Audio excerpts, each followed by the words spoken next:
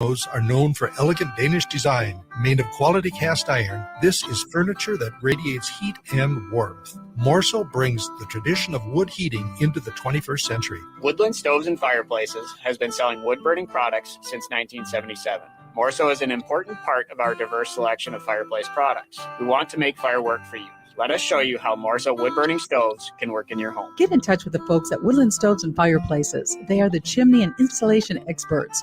Woodland Stoves and Fireplaces has over 35 working wood, gas, and electric units on display at the corner of East Franklin and Riverside Avenue in Minneapolis. Holiday shopping is easy with the Park Tavern. From now until December 31st, stop into the Park Tavern and buy a $100 gift card. You'll receive a $25 Park Tavern gift card for free. You heard that right. Buy a $100 Park Tavern gift card. You'll receive a $25 gift card for free. The best part is you get to decide which gift card you keep and which gift card you give. The Park Tavern is open regular hours throughout the holiday season, offering great food and family fun. On Louisiana Avenue, north of Highway 7 in St. Louis Park, the holidays are just better with the Park Tavern. With a look at your AM 950 weather, I'm Patrick Lilia. Clear tonight with a low of 25, then sunshine Wednesday with a high of 42. Cafe Latte is unlike any restaurant you've ever experienced. Grab a tray and pick from their award-winning selections of soups, salads, sandwiches, and mouth-watering desserts. Cafe Latte, Victoria Street and Grand Avenue in St. Paul, or cafelatte.com. Portions of the following program may be pre-recorded. The views expressed and the opinions given by the individual host, guest, random reptoid, or chupacabra may not necessarily reflect those of AM 950 Radio, its affiliates, or its sponsors. Now, it's time to step into the unknown.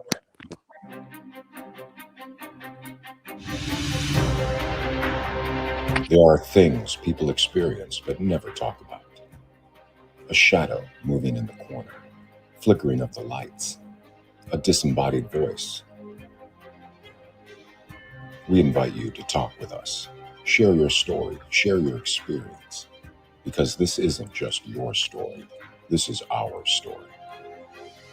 This is GhostBox Radio with Greg Bakun. And this is GhostBox Radio on AM 950, where every night we talk about the paranormal, ufology, Bigfoot, and so much more.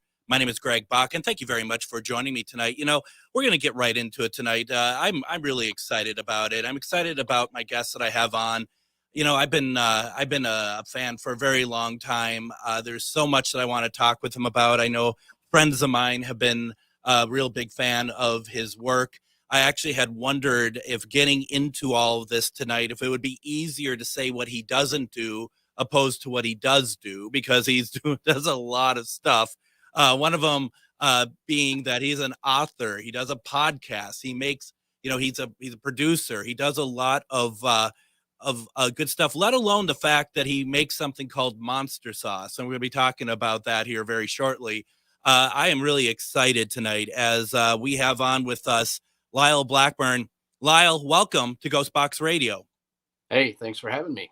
Oh, thank you very much. Now, I don't think you'd remember this. I mean, this is a long time ago, but I've had tried to get you on the show a number of times. The difference is that back then I was doing a show Wednesday night, and that would be the night that your band was rehearsing, if I'm not mistaken. So we never got you on. Right. Yeah. There's my schedule is always so packed. It's really hard to find a time to where I'm not busy.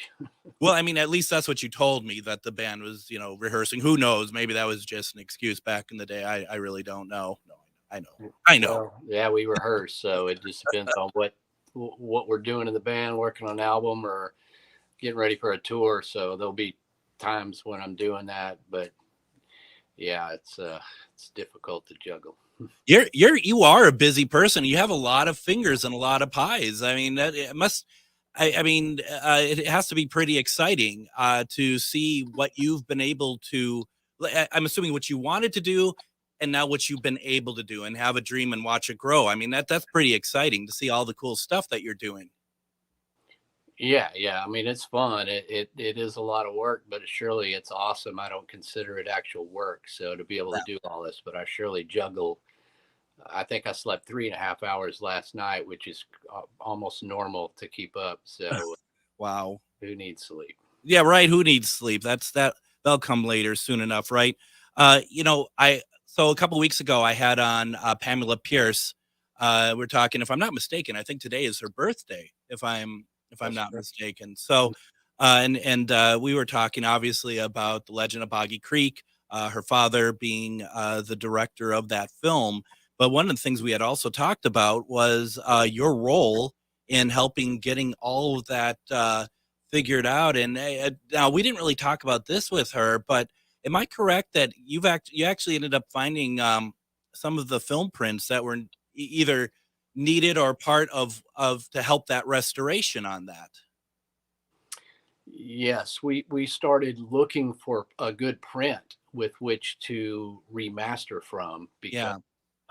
this was just scattered everywhere. So I actually managed to locate the original oil painting for the movie poster, which had been lost. I found that.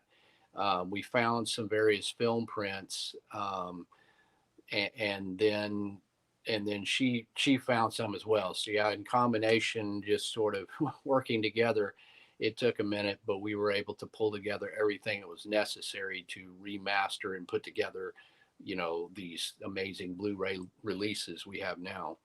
Yeah, I only have the Blu-ray. I don't have the 4K yet. A friend of mine, he has the Blu-ray, or sorry, excuse me, the 4K. And as we were talking with Pamela, it comes in this envelope that has the movie poster on the envelope. It's a really slick product. I need to get my hands on the 4K for that for sure.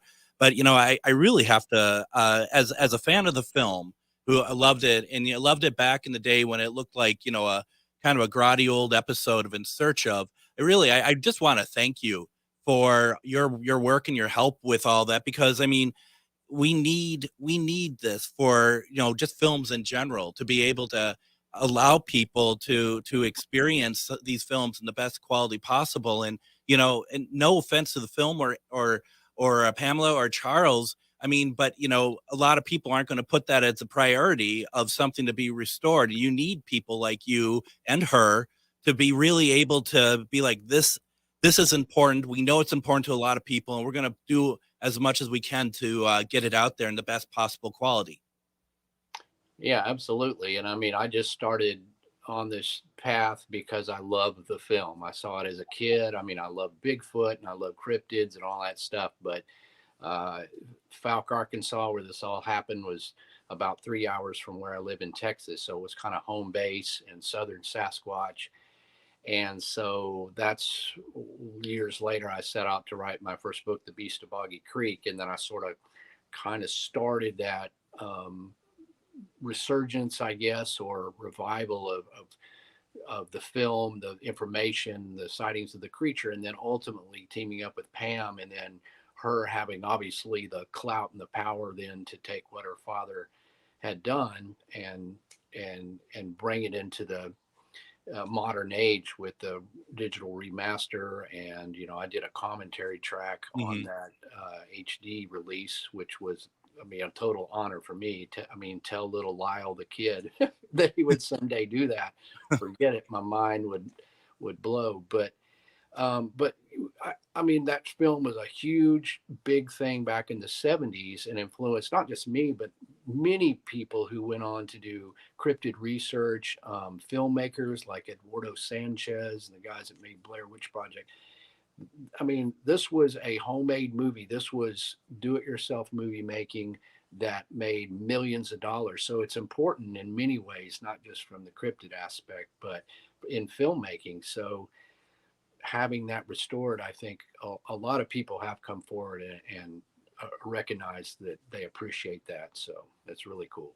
It is really cool, and it's not easy to do something like that. And looking through your bibliography here, the books that you have written, I mean, you go back to Boggy Creek quite a bit. It's very clear that it's very much a big part of your life.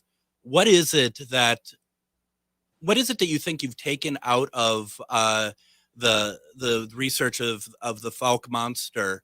What do you think it is that you've taken away from that even surprises you after all your research?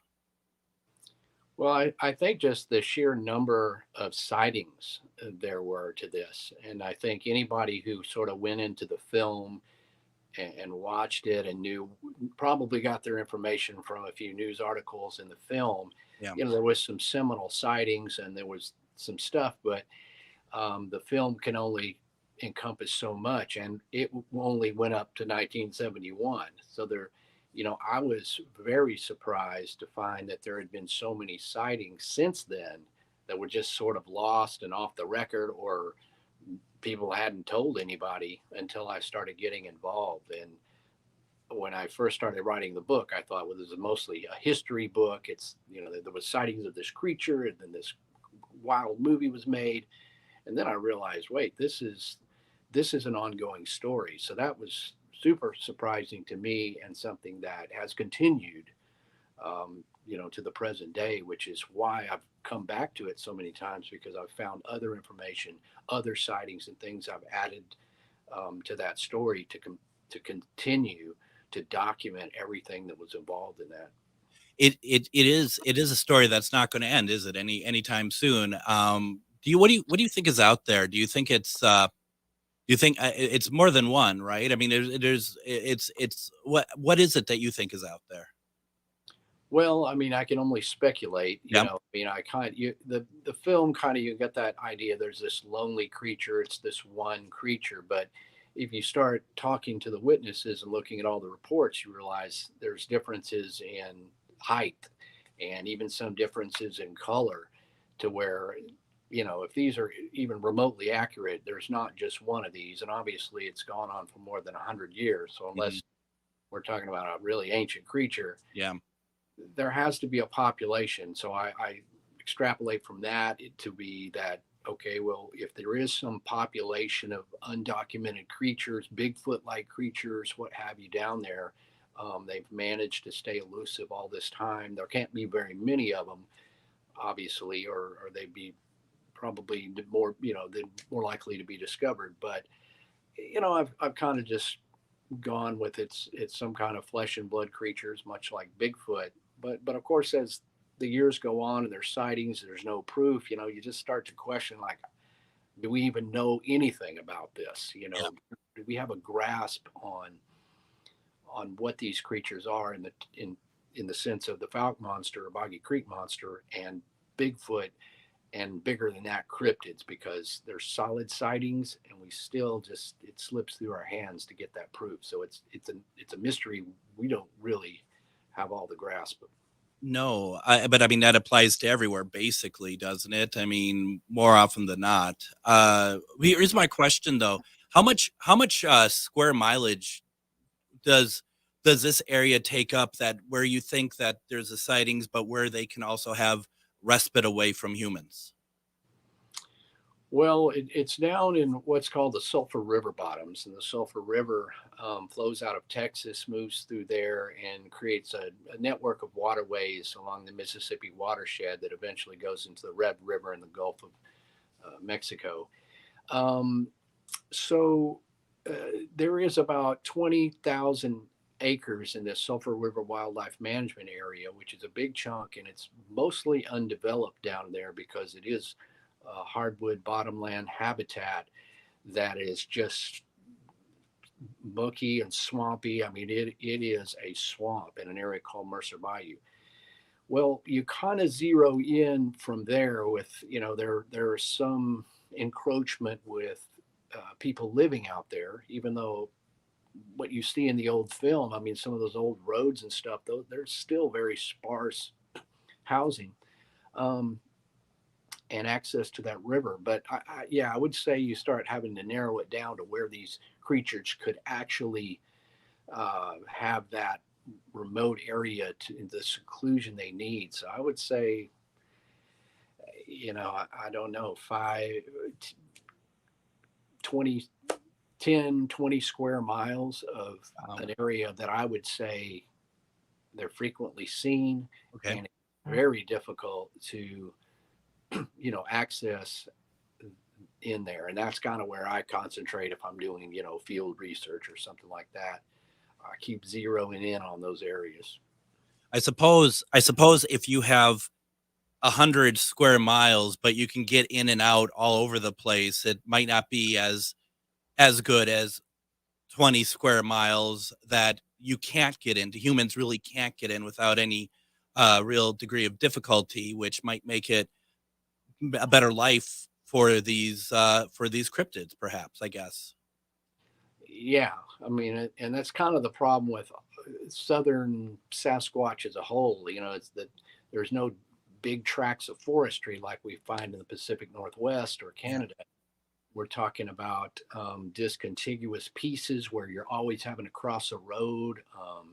You know, there's people with boats on that bayou channel system.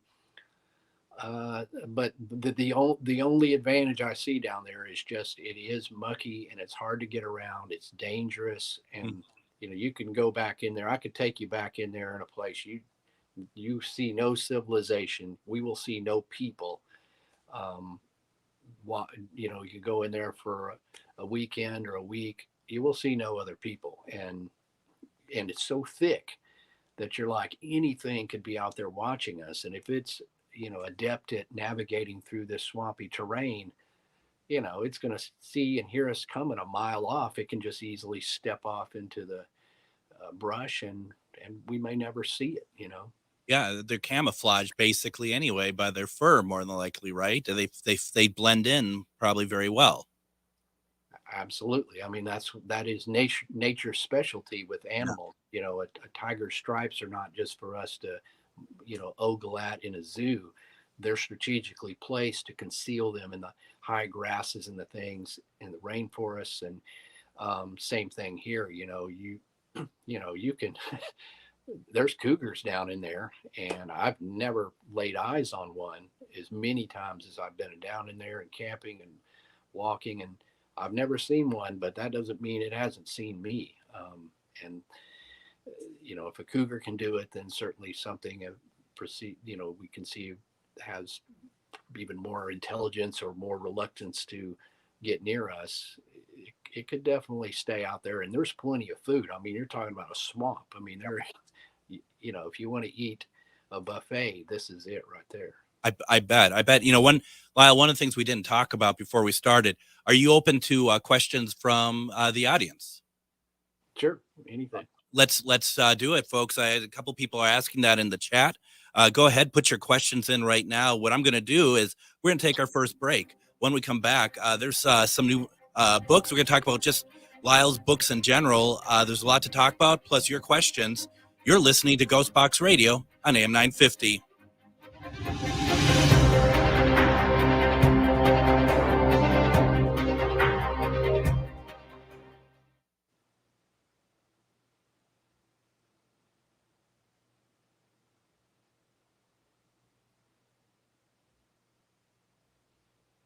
Reach your highest level of consciousness and well-being with MetamorphosisConnections.com.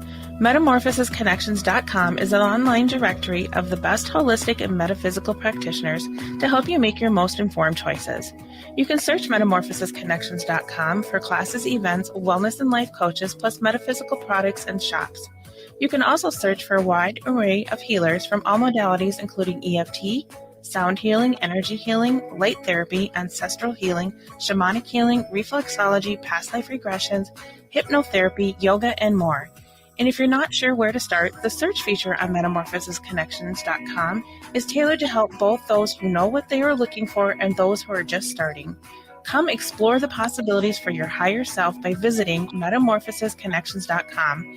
Their experienced practitioners can guide both beginners and those that are already on their spiritual journey. That's MetamorphosisConnection.com, your link to direct you on your spiritual transformation.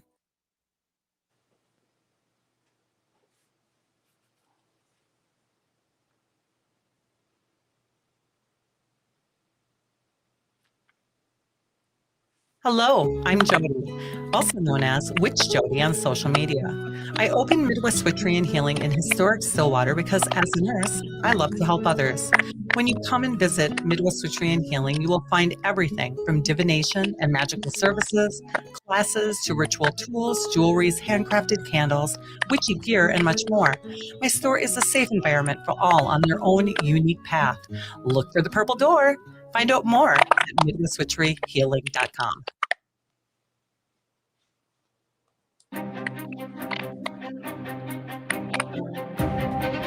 And welcome back to GhostBox Radio on AM 950. Thank you all very much for joining me tonight. We're having troubles launching our commercials. That's why we keep getting all that dead air. I don't know what's going on there, but it might mean a commercial-free night then, if that's how that's going to work. My goodness, I don't know what's going on around here. Makes me look amateuristic. That's all I know. We have with us Lyle Blackburn with us tonight, and Lyle loves to talk about all sorts of things about monsters and stuff, and that's what we're going to be talking about.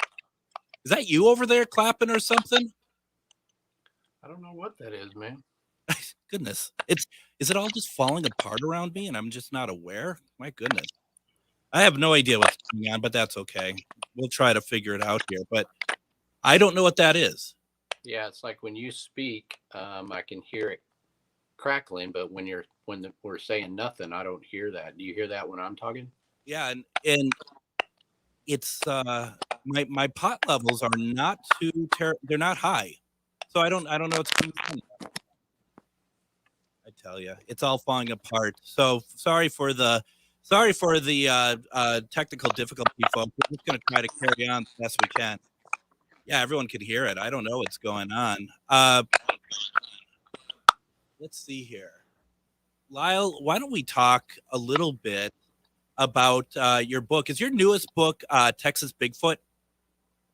Yes, that is the most recent of them. Yeah. So walk us through that, please. What that's about, please.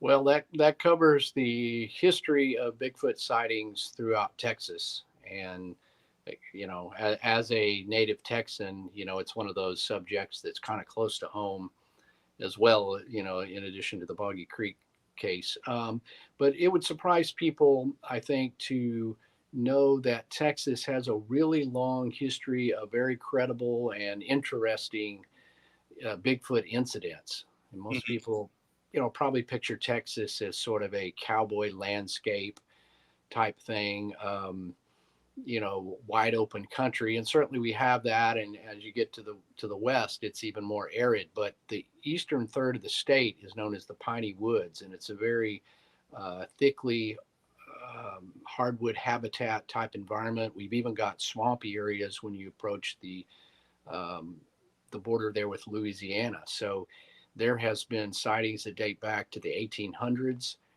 Bigfoot-like creatures. Of course, they didn't call them Bigfoot back then, but a lot of crazy tales. You know, people, of course, this Texas, people shooting at them, just any manner of very strange things, as well as there's some really good footprints that have been found here over the years, and a lot of just localized creatures where people give them sort of this regional flavor, like the Caddo creature and the Hawley him and the Sabine thing and the Turkey Creek monster and the old mossy back. So there's a lot of personality to these Bigfoot stories in Texas. So I just kind of combined that all with, you know, some sightings that have been presented to me or people I've interviewed, as well as just sort of grabbing all the history from the newspapers to some of the work by my great colleagues in the state, put that together as just sort of this big, giant, great tome of Bigfoot in Texas.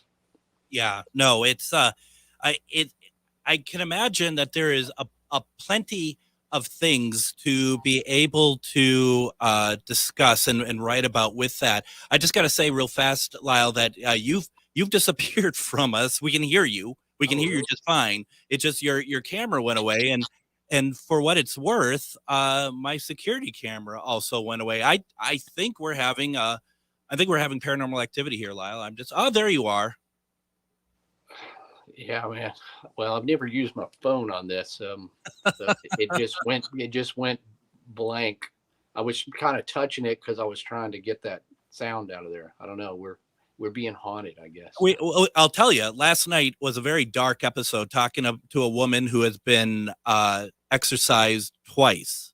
And it was very, I don't know what your thoughts are and that sort of thing, if you're step into the paranormal at all, but it was a very dark episode yesterday, and honestly, suddenly everything after our second break, after we came back here, everything started to kind of not work. I feel like that knock on wood, the mic is working now. Things seem a little bit better. Your picture went away. I mean, I don't know. Get me out of here. That's all I have to say, Lyle. It's the curse of the paranormal, man. As soon as you got something, you get the technology going, then there's glitches and other stuff that you don't know. You don't know, and when we talk about and my the head of production for AM 950, we're texting back and forth, so I apologize a little bit because we're just trying to figure it out. He's like, your mic sounds great. It does now, Brett. It wasn't. Everyone could hear it wasn't. So let's try to get back on track here the best we can. One question I had, because I'm up in Minnesota, and we have like all sorts of wooded areas. We have all sorts of stuff, and everywhere around the world, we have our sightings of our version of Bigfoot. What do you think is more different about these sightings of Bigfoot around the world? Is it the creature itself or the stories that go around it? I've often wondered about that, because it is sort of a universal phenomenon, and in general, it's all fairly similar. I mean, you can find all manner of examples of people reporting these things to be 10 feet tall, or some that say they're more ape-like. They're running on all fours. They look like gorillas. They look like humans. It to me, it just sort of is a mix of all that all the time. I don't see a lot of consistency with, like, okay, the Minnesota Bigfoot is always red and this one is always brown. It is always sort of that mixture, to where they just sort of, it is very hard to create very precise categories or descriptions, or to try to regionalize them. People try to regionalize the skunk ape, and say it's more ape-like. In some of the earlier stories and reports make that the skunk ape, and that's sort of the Florida Bigfoot, if people don't know. Yep. That it was more ape-like. It was definitely seemed to be different than Bigfoot, the Pacific Northwest. But if, as the time goes on and the reports, I read them, I see them, or I get reports. I had two sisters, the most credible sources I've had, telling me they saw something like this in broad daylight. Their description was a Bigfoot. This wasn't anything different. It wasn't more ape-like. It was just simply that sort of ubiquitous Bigfoot. So I don't find a lot of very precise data to say that they're different in any one place. And of course, these sightings are brief, they're fast, they're scary, all that manner of stuff. So people aren't able to jot down all the details. It's like, it's big, it's hairy, it was brown, and that's the best we're going to do, unless we have some of these, standing in front of us to where we have a minute to look at them. Right. Just don't move. I want to see what you look like. Exactly. And up here, I don't know if you know, part of the MNBRT is Michael Hexum, and he had told me about the time he saw a Bigfoot, but it was hairless. It was like old. It sounded like it was old. It was hairless. It wasn't moving. I think there was like another one with him, and that was obviously younger. And it was, that's the really interesting thing about that. Or maybe they also have, hair problems and stuff as well. I don't know. Yeah, I mean, and I think that explains some of the hair color differences. And there's grayer ones. I mean, look at our vast hair colors. So you don't get a lot of reports of somebody saying they saw a hairless one, but that could surely happen. I mean, nature makes mistakes, or individuals have certain trauma, or an infestation, or mange, or any number of things that, it could render it hairless. So there we have the Minnesota hairless Bigfoot. Right there we are. Now there's something now you can write about. I don't know if you know Robert Robinson at all, Legend Tripper. He's written, and Yeah, he's been good on. friend. Good Yeah, friend. he's been on the show a couple times. We talked about skunk apes quite a bit, and it's always interesting his point of view of it, especially from from the Florida standpoint, as he's he often mentions that he goes out and check he goes looking for these creatures, and that the property that he's using buds up to Walt Disney World basically, and that's just kind of a awkward thought of the fact that, not even awkward, but just an interesting thought that something that we see, what we think is so remote and so difficult to find is, could be butted up to the happiest place on earth, so they say. Right. Yeah, it is. I mean, it's especially in the South. Yeah, it's all of that where, here's a Bigfoot sighting, and somebody saw on the way to see a giant mouse. So Yeah. Well, and those who follow anything Disney know that if they go to the roller coaster ride Everest, there is a Bigfoot in there. So definitely get your cameras out, folks. Manda has a question, and her question to you is, what is the most significant physical evidence that you have witnessed personally, whether it be physical item left or something you have heard, both for Bigfoot, dogman, werewolf? I guess she wants it all. she always wants it all. Let's see. Well, there's a number of things that I've seen that are intriguing, and as far as physical evidence, and I would say that would be defined as something I can hold in my hand, because I have heard some strange howls, in the distance, but I didn't see what it was. But the Bigfoot footprints, and of those, one of the most credible stories and specimens has been what I call the Elkins Creek cast from Georgia, and that was taken back in the 1990s by a deputy sheriff, and he was, by all accounts, kind of a neutral party going into this. This is a police investigator, and they were looking in. These people had complained of some bizarre activity around their house at night, and then this deputy goes back during the day, and he finds these giant footprints in the creek, and this footprint measures, kind of has a mudslides, but it's about 18 inches long. It's really big, and it's certainly not a human. And he cast that track, and it eventually ended up in the hands of some Bigfoot researchers. But that is a very credible piece that I have a copy of that track. I've talked to the Deputy Akins about this, and I can hold that, and I'm thinking, I don't know. I mean, unless this guy's just completely making this up, this is a very credible piece of evidence. And, there's other tracks, the Patterson Gimlin tracks, that go with the film, a lot of combinations of things that go into it. I've, seen hair samples and other things that come around, but it all just eventually boils down to these are intriguing, and it's possible evidence, but until we can actually quantify that in a scientific way, it's still just hopeful and speculation.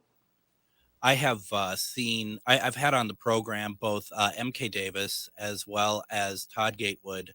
Todd was just on last week, and we were talking about the Patterson Gimlin film, that they're doing work on getting as much information from those images as possible, and the work is ongoing.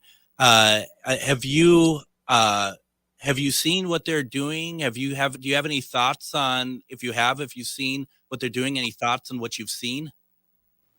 I'm not up on that, of what they're doing there. Yeah, that it was and I think, and I'm gonna continue this maybe after go next break. So I want to find some names, so I'm not just throwing out some half truths or anything. But it's a very interesting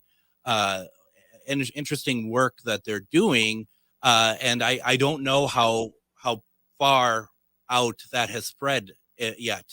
So it's just, that's why I'm asking the question, because I don't know how many other people are aware of it. We talked about it last week. We talked about it back in September. It's very interesting. And the discussion that there's more to the film than we've ever seen before, which this isn't my area of expertise. I'm very fond of it, but I'm not familiar. So you might be like, oh yeah, it's very clear that there were cuts in the film, or there wasn't cuts in the film, and that there's more. Well, I'm familiar with some of the theories about the massacre and all other stuff, but I'm not an expert on the Patterson-Gimlin film by any measure. There are guys that have focused on that, kind of like I focused on Boggy Creek. So I default to some of those guys with analyzing the film and the suit and all that stuff. That's not been my area of expertise. So I'm not always up on the latest of what that is until I read their publications or whatever. So I don't have a real, my opinions are just probably not as precise as somebody who's looked into that more. It's just, it's just interesting. There we go again. It's just interesting that we have that sort of stuff out there. And I like the fact, Lyle, that the research keeps going on, that we keep wanting to find more and more evidence, and that people like you and like them are keep kind of pushing the envelope when you kind of think it's like, how much is there left to do? So, I mean, I find that I'm glad that you all are continuing to do so. Well, I have a piece, a alleged Bigfoot fingernail in my possession that I got from MK that we're going to try to do some DNA testing. So there is always something interesting going on, that we're following those leads. It's just like an investigation. You get all these leads and all this stuff. You got to follow up on it. You got to think about it. You got to, analyze it to the best of your ability and kind of see if that leads anywhere. And if it doesn't, you dissolve that and go a different direction. So we're basically just all investigators running down leads. No, absolutely. I'm going to go ahead, take another break here, kind of figure out what's going on with my microphone. When we come back, if the break even work, we'll find out here. We're talking with Lyle Blackburn. We have a lot more to talk about, plus your questions. We're listening to GhostBox Radio on AM 950.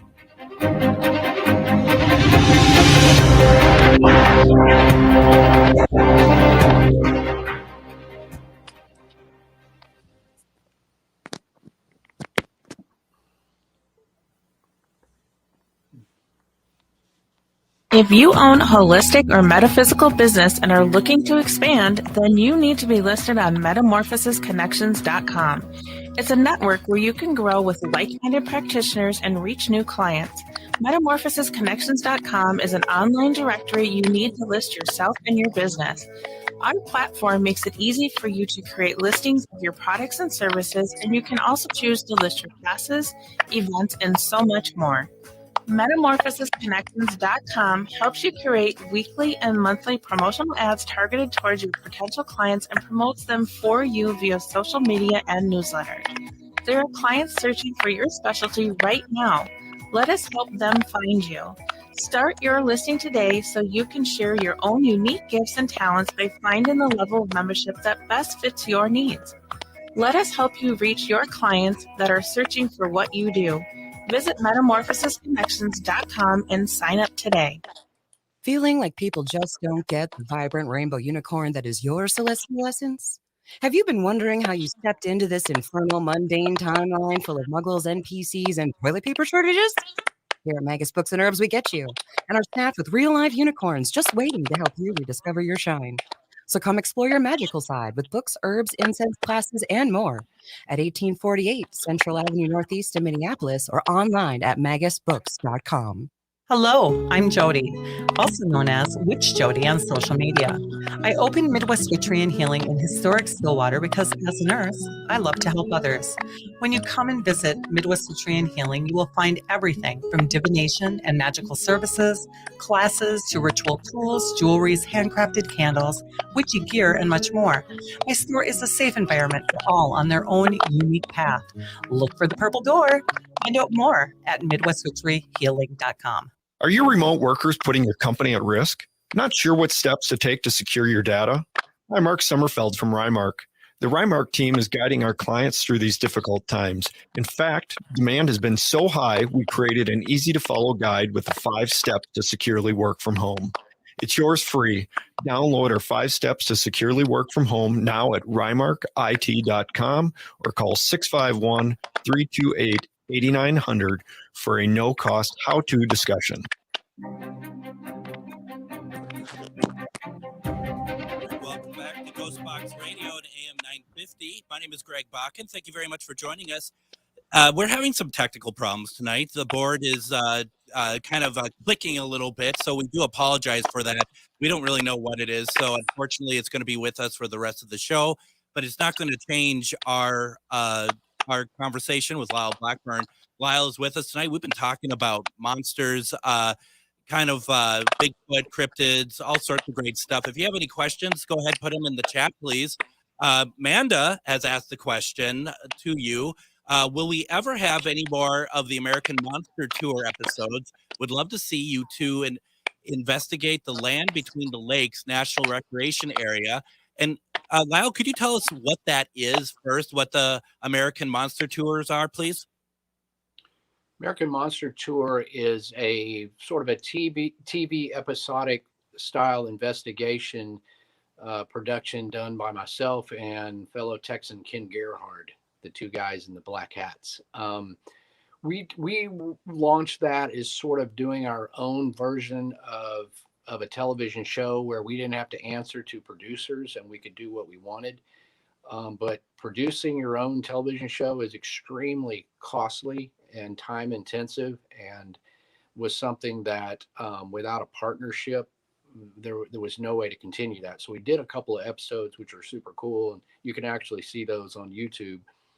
Then we took that and have shopped it to backers and producers, and even now networks have talked about it, but thus far nobody has come forward to continue the production. So it's not something we can afford to do on a long-term basis. So that's why there hasn't been any. So unless we get a partnership with somebody to help co-produce that, then it may just be just that, is the 2 episodes.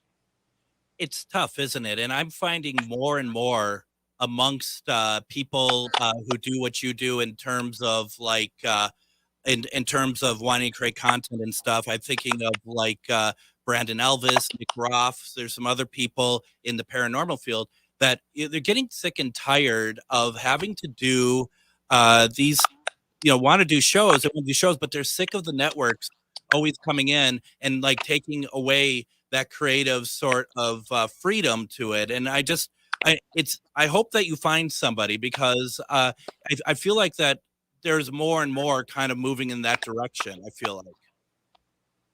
Yeah.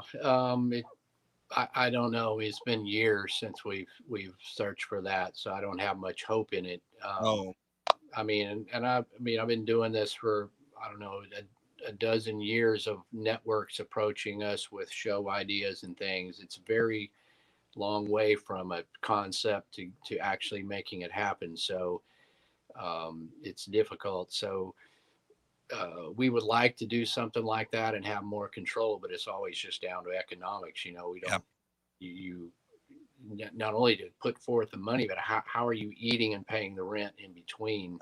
Yeah. So it's difficult for just 2 guys who are investigators, unless we just did it like, hey, it's us and here's a cell phone and we just do something like that. But we were trying to make something that was on par with a production that would rival a television show. And we certainly did it for way cheaper than they can do it. So even with a small budget, we could really ramp it up.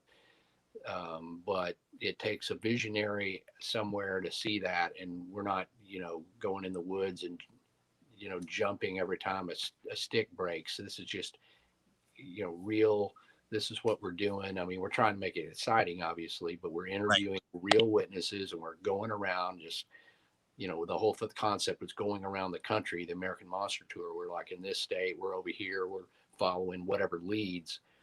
So I don't know, who knows? it may happen sometime, but I'm not holding my breath. Well, no, but I mean, I get your point, though. The point's well taken that, I, as a viewer, get tired of everything having to be like a shock value. So to have a more balanced approach to what you're doing, and God forbid, a balanced approach to paranormal shows too, for that matter. I mean, these are things that I think there's a bigger audience for that than what the networks lead on thinking, and I was close to a show once myself on travel, and they said we weren't scary enough, and that's, it's like, I think we all want to try to have a true representation of what we do, opposed to just trying to appease some sort of like ratings god or something. I don't know. Right. They want to take the safe route with it all. So, what we see on TV is a poor representation of that. A lot of it is entertainment. I mean, there are some good shows. Yep. And it's not my life goal to prove cryptids. I mean, I'm a sort of an investigative journalist. I've documented things. I've written books. I like writing books the most. That's what I like. But you have to have that other visual tie-in, because, I mean, there is a fan base of books, but in today's world, you got to have that visual tie-in. But Ken and I both, we love to document and research, the basis of older cases, and then tie those to newer witnesses. And it's the story, it's the phenomenon of people seeing monsters in modern times is interesting unto itself. We don't have to ramp it up and make it silly to have the content, because we're talking to real people, and you can do reenactments or whatever. But I mean, the Legend of Boggy Creek literally did that in 1971 when it was being produced. So that kind of content, it's not silly stuff. It was, this happened, and here's a scary reenactment. There you go. Absolutely. Amanda does say that time. If she has a simple solution for you, Lyle, it's just win the lottery, and then you can go ahead and make whatever the hell you want. Is what I think that she's trying to say there. Absolutely. Then we would have a good production of that for sure. So if someone wants to win the lottery and share that, we're happy to reward you with great content. Absolutely. And then Amanda also says that it's okay with the glitching. The podcast is called GhostBox Radio. She thinks it adds to the vibe. Quite frankly, I have no problem saying that this glitching is actually my co-host. It seems to be making a little bit more sense than I am. And Amanda already said that she'll donate if she wants, so that's good as well. Now, let's talk a little bit about music. Can you tell us what you're doing with music, please? Well, I've been pretty much a professional or semi-professional musician since I was just out of high school, early college, and I've played in various bands of popularity over the years. I have a band called Ghoul Town right now that I've had for 23 years, and we just did a small tour back in October, and just released a new video. We did a song for this video game called Blood West. We were commissioned to do a song for that. So Ghoul Town has been around for quite a while. We have many albums out, and I'm also doing a reunion gig with my original band Solitude Eternus, which we're doing this huge metal fest in March in Texas. So that's just kind of a bonus gig there. But so I kind of do that, and in addition, it's sort of fun. I mean, people say, what do you do in your off time? I'm like, what off time? I mean, you said you sleep 3 hours a night. Yeah, I'm either rocking out, or I'm writing books, or investigating cryptids, or I'm out in the woods. I mean, that's all great. So I don't need off time. So I do a lot of stuff, but that's only because I don't even sit around and watch the TV shows that we're talking about. I never have time, but no. I'm out doing. So that's fun to me, and how I'm able to do all this stuff. So I had a couple questions from audience members. Ron wanted to know if there's going to be any Ghoultown songs about monsters, and Mandy kind of wanted to know the same about cryptids. I get that question quite a bit. And I've tried to kind of work in cryptids and stuff into the lyrics, but it's kind of comes off silly because Ghoultown was been around for a very long time, and it's this very dark Western vibe, and it just, the way those songs are written, it just doesn't come out genuine if I try to steer it over into my cryptid stuff. So it's always remained very separate as two things, and anytime I've tried to make it work, it just, singing about Bigfoot just sounded silly in context of all the other stuff we do that's this very dark, like westerny kind of Danzig stuff or whatever. Sure. So they're sort of separate entities, I guess, and probably will always stay that way. I mean, that does make sense. I mean, I can understand too, where everybody is excited about hearing maybe about a song about that, but it is kind of like, it's maybe a little bit too on point, perhaps, with what you do beyond music. I mean, it kind of makes, once you say it that way, it makes sense. Yeah, and I, all of this stuff is just, and that's the good thing. I mean, my original band was on a record label, but we really didn't answer to them. We recorded the music we wanted and turned it in. And with the freedom of owning my own label, with Ghoultown, I just do what I'm inspired to do. So I don't really set out with some agenda, like I'm going to write this. It is what it is as it comes out. And I don't steer that too much. And that's why there's two sort of separate things. If I'm writing a book about cryptids, I'm not thinking about Ghoultown. I'm like all about what the requirements are for this. And then if I'm doing Ghoultown, I'm feeling that, vibe of what that band does and how I write those songs. And rather than to, like I said, to try to steer it, and everything of Ghoultown is literally just kind of what comes out. And Ron had the question of, when is the next Ghoultown tour? That I don't exactly know. I've got so much on my plate. Yeah. The big gig with the other band. Yeah, Ron. Well, I appreciate those questions though, because that's how I know we have people interested or fans. But if you look at my inbox, it is almost a questionnaire of when is the next book, when is the next album. It goes on with these questions, which I can't do it fast enough because each one has gotten bigger and just totally out of hand to where I can't deliver both. So it's become very hard to do it. So a lot of times I have no answers for those questions because even I don't have any idea, because I'm like, where is that going to fit? But it rolls out as it should. So with Mandy asking, is there going to be a Sinister Swamp Volume 2? It's kind of the same thing, right? It's just like, hey, yeah, maybe eventually. Well, you're right. And again, I mean, I kind of use that to track what people ask me. I mean, again, I just do what I feel I'm inspired to do, but it does help to steer, like, there won't be a Sinister Swamps 2, but there's something along those lines that is like complimentary, that is very awesome, but I can't say it because,